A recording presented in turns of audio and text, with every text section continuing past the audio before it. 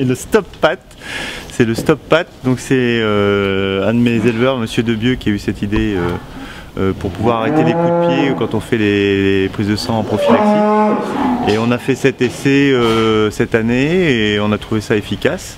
C'est assez facile à porter pour passer d'une vache à l'autre. On peut le prendre d'une main tout en continuant à avoir ses tubes de l'autre. Et c'est vrai qu'il y a eu un coup de pied et 2 coups de pied qui sont partis et ça arrête suffisamment pour ne pas le prendre le coup de pied dans les genoux. En tout cas, c'est une protection supplémentaire dans le cadre de notre travail et c'est parfait. Dans les trucs et astuces, c'est un bon outil. Je viens de passer mes bâtiments en Cornadie. Avant, j'étais avec le système Barreau-Garot en élevage allaitant. L'idée m'est venue, comment pouvoir me protéger quand j'interviens à l'arrière des bêtes.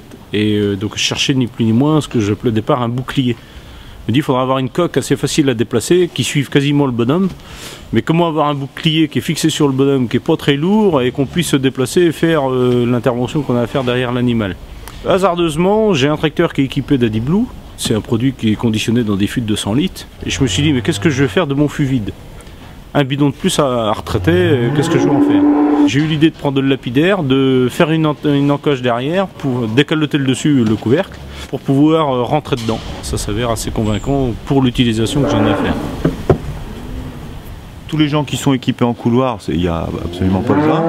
Par contre, c'est vrai, en Cornadie, ça peut être un truc pratique. Et puis même des fois pour certains cheptels où les bovins sont mal parqués ou des choses comme ça, pour pouvoir travailler derrière, ça peut être pratique aussi. Et je l'ai pesé, il fait 5,6 kg pour être précis, mais entre 5 et 6 kg. Quand je suis dans ma coque, je me protège de la bête sur laquelle j'interviens et de celle de gauche et de droite. À ma grande surprise, c'est du plastique qui est assez dur. Je m'attendais à une espèce de déformation du plastique et le plastique n'a pas du tout bougé.